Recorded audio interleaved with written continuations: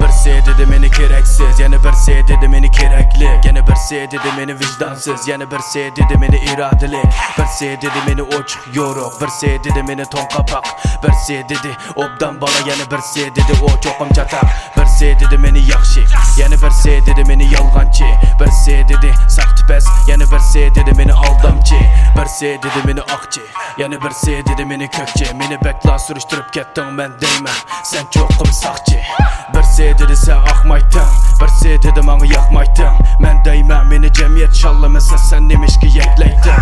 Birisi dedi meni vapasız, birisi dedi köyümsüz. Vapalık buldum da benimde kasamda çoğumda bolime hayasız.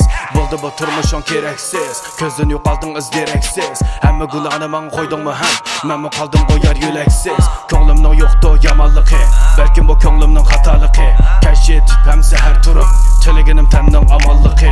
Birisi dedi meni haqiqiy erkek, birisi dedi azroq tentak. İçimni sıxdi tordagi berkak, men deyman hammamiz bo'layli erdek. Birisi dedi meni tirik yetim, birisi dedi bazochi ballan. Fuchuratdim gangsta, men oqqari bizda dedi o'zing tanla. Yo'q tanlaga yo'lim mening o'xshamaydi, men deganman sen degan sen.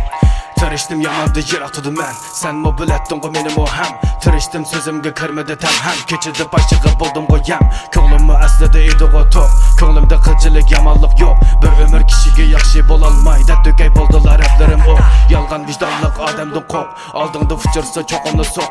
Iste'mol qilganim sutjoy, sening og'zingga kirganim mezilik po'q. Dedi o ajangning eri o men, vaqama bundagi menga mo ham. So'yatdim achamni, so'yatdim seni mo bilsa burundim men yo'q pam. Puli ko'p qilaman deganni qiladi, pul yo'q faqat sherin xiyolli suradi. Pullar ko'pligi yordam oz, och parxurlar bo'z qapoqlab kuladi. Bu dunyoni badi na insofga hammamiz bor shuning ichida, lekin u dunyoni badi yaxshilarga qanday kiramiz jannat ichiga. Uyg'onsam ming shukr deyman saharga, mehnat qilmabdi bu go'zal shaharda. Yiqilib tushsang yo'ligidek birsi yo'q, yemak ichmakning muhammasi saharga. Kul tikib tashlak soldim to'pa, mehnat uchun men qildim duo. Onamning quchig'ida anglagan hikoya hili ham hozirmi yodimda bor.